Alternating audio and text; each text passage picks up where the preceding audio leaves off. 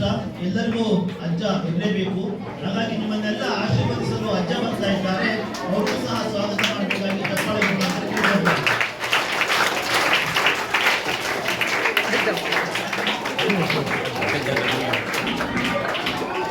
ಹಾಗೆ ಮುಂದೆ ನಿಮ್ಮನ್ನೆಲ್ಲರನ್ನ ತಿಳಿಸುವಂತಹ ಗುರು, ಶಿಕ್ಷಕಿ, ಟೀಚರ್ ಬರ್ತಾ ಇದ್ದಾರೆ.